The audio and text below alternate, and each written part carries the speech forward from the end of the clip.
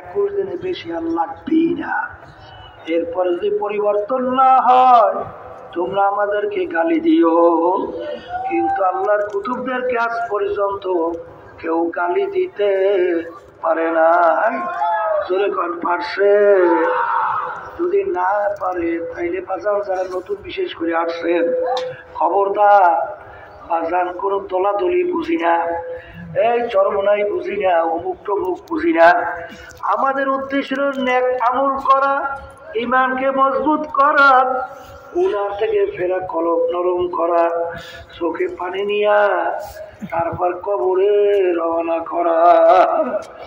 কিন্তু বাজানদেরকে বলবো, যদি কলব নরম না কইরা, চোখে পানি না নিয়া, গুনার থেকে না ফিরা, যদি ইমানকে মজবুত না কইরা কবরে যাই আসো, বাজার কবরে হালাল। একটু দুনিয়া থাকা অবস্থায় মোরাকাবা করো, চিন্তা করো, ওই কবরে কেউ তখন থাকবে না। তখন দেখবি যে হারাই আল্লাহকে যখন ডাকবা, আমার মালিক তখন বলবে, নাফরমানের দলেরা, দুনিয়ার স্বাধীনতা পাইছিলি পরীক্ষার হলের মধ্যে, আমাকে যেরকম তুই ভুইলা গেছিলি, এইভাবে তোকে আমি ভুইলা গেলাম। কবরে শত শত বছর আমাকে ডাকবে, একবার আর ডাকে সারা দিব। এই কবরের মাটি দুই পাশ থেকে এমন ভাবে চাপ মারো, এক পাজরে হাড্ডি অন্য পাজরে ঢুকায় যাইবে। আল্লাহ রাসূল সাল্লাল্লাহু আলাইহি ওয়াসাল্লাম সাহাবায়ে কেরামদের সামনে দুই হাতের আঙ্গুল ভাগ কইরা এইটা ভাগে এক আঙ্গুল আর এক আঙ্গুলের ভিতরে ঢুকাইয়া এরকম এক পাজর হাড্ডি অন্য পাজরে ঢুকা যাবে। আল্লাহ আপনি আমাকে আমাদের সবাইকে মাফ করিয়ে দেন। নতুন যারা বিশেষ করে আমার বাজাররা আসছো, আমি বলি না, আল্লাহ রসুল বলছেন,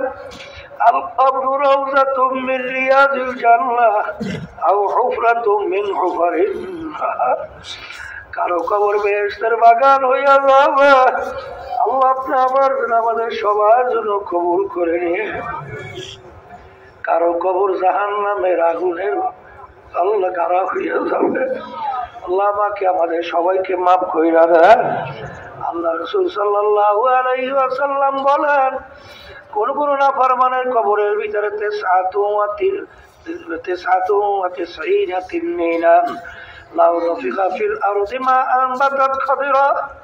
কোন কোন নাফরমানের কবরের মধ্যে 99 বিষাক্ত সাপ জমা হইয়া যাবে। সাপের এমন বিষ, জমিনে থেকে মুখ করে ফুক দিলে কোনো গাছ পালা মাথা জাগাতে পারতো না। ওই সব নাফরমানকে পেঁচাইয়া পেঁচাইয়া ঠুকরাইতে থাকবে। এ মুসলমান, আল্লাহ হাবিব হাদিস বিশ্বাস হয় না? আল্লাহ আপনি আমাকে আমাদের সবাইকে মাফ করে দিয়ে ঠোকরাবে। আল্লাহ আমাদের সবাইকে মাফ করে দেন। কবরের ভিতরে দুইজন আন্দা বয়রা ফেরেশতা আইসা গুলিয়া পিটাবে। আল্লাহ আমাদের সবাইকে মাফ করে দিয়ে। আল্লাহ, আমার মালিক তো খবর নেবে না। আর আজকে দুনিয়া থাকা অবস্থায় একবার যদি আমার মালিককে ডাক দাও, সঙ্গে সঙ্গে আমার মালিক ডাকে সাড়া দেয়। শুধু সাড়া দেয় তাই না, আমার মালিক বলে, কুলিয়া ইবাদিয়াল্লাযীনা আসরাফু আলা আনফুসিহিম লা তাকনাতু মির রাহমাতিল্লাহ ইন্নাল্লাহা ইয়াগফিরুয যুনুবা জামিআ। বাজা বাজা আরো সে হাসতে বাজা তোর কাফের দুরুস্তি বাজা। এই দরগাহে মাদারগাহে নাউমে দে সাদবারা করতাও বাসে কাস্তিবা। আমার মালিক ডাক দিয়ে বলে, আব্দুল করিম, হে রেজাউল করিম, হে রহিমা খাতুন, আয় আয় আয়। আমার দরবার নৈরাশার দরবার না, আমার দরবার বঞ্চিতের দরকার না। তুই যদি ভূত পূজার মতো শিরকি গুনাহ কইরা থাকো, পাহাড় পরিমাণও গুনাহ করো,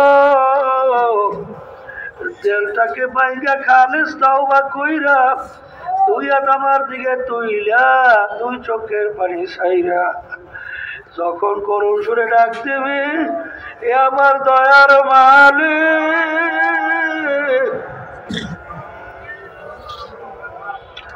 নাফরমান তোমার দরবারে হাজির।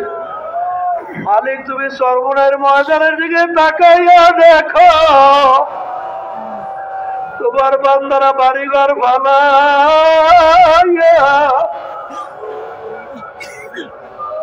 পাগলের মতো ময়দানে বইসা তোমাকে ডাকে।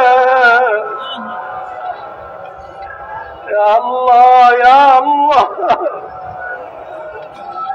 দয়া মায়া করে আমাদেরকে তোমার খাস বান্দা হিসেবে কবুল করে না।